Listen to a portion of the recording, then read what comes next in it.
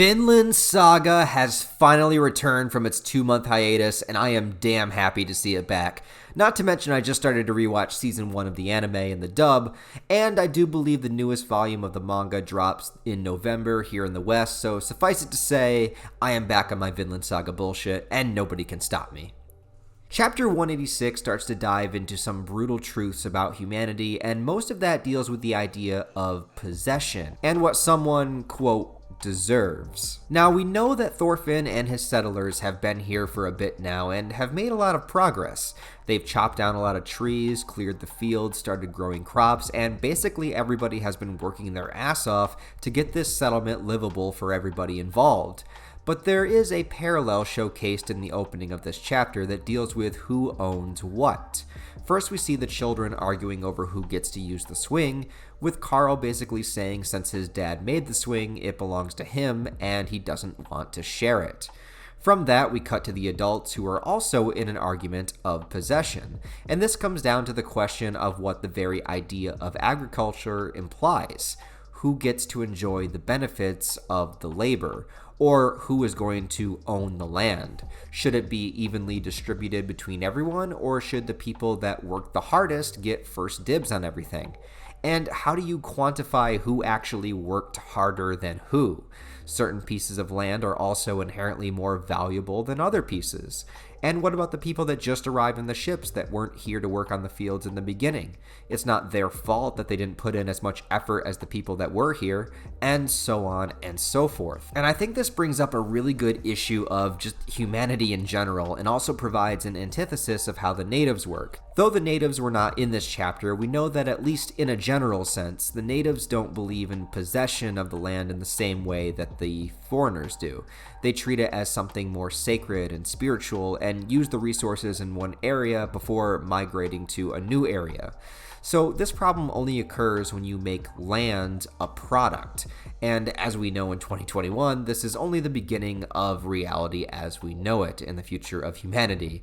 I also love how this isn't an issue that Thorfin thought of because he has never owned land himself. It's not something that he had even considered, really. And let's talk about Thorfin for a moment. Though this was his idea and he was the head of the exposition, the more issues that arise that he doesn't know how to handle, the less people are beginning to respect him as a leader. And I'm not sure if there's enough yet to imply that there will eventually be a mutiny, but I like how the concerns continue to pop up, and it's adding tension and friction to the story in a different way than usual. I have to say that for Yukimura to continue to make a story about settling land this engaging is a testament to his writing.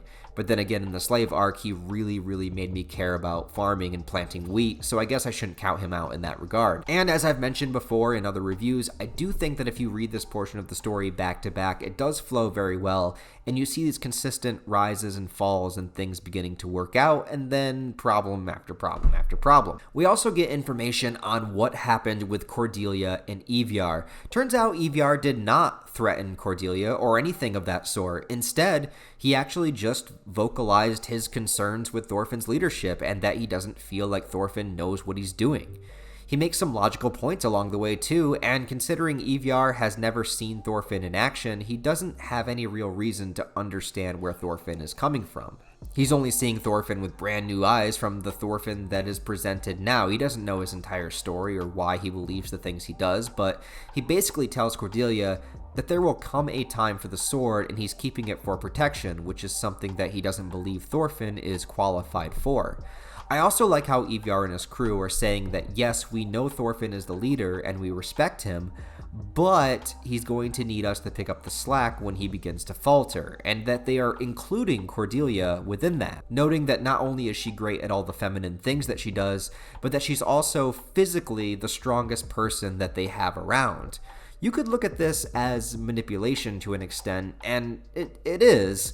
Evyar and his buddies are looking to get out of trouble and not have Cordelia narc on them, but I love how it's being done through this conversation and accepting Cordelia as one of them rather than getting to her by threats. And I actually think the irony is great that they are talking about how talking can't solve everything, and yet they are solving this awkward situation by talking. I don't know, I just thought there was something really great in that bit. And yeah, It seems as though Cordelia is cautiously agreeing with them at this point to keep it a secret, but we will see if she's swayed any more or any less as time goes on. Finally, the chapter ends with a scene between Thorfin and Carl. He's now upset that no one wants to play with him since he wouldn't let anybody on his swing. What a wonderful kid problem. But again, I like how it does relate to the adult conflict as well, and how everything through a child's eyes is always so simplistic compared to how complicated we make things as adults. For example, Carl thinks that given enough time and enough apologies that he can fix everything that went wrong today, and he tells his father to do the same. As Thorfin admits that he has hurt a lot of people and he's not sure that apologies can make it better. And Carl basically just tells him, well, just apologize more. And it's just freaking adorable, man, because as an adult, we carry this heavy burden of mistakes everywhere we go and we feel like we can never make amends for it all. But as a kid, you do something bad, you say you're sorry, and then you start playing with each other again. And maybe there's something to that we forget over time. Or maybe just the child's naivety is the very thing that's worth fighting for, and that's why it's important to establish this settlement. Whatever the case, I think this interaction invigorated Thorfin a bit, and we leave the chapter on a little note of hope amidst the impending conflicts that are going on.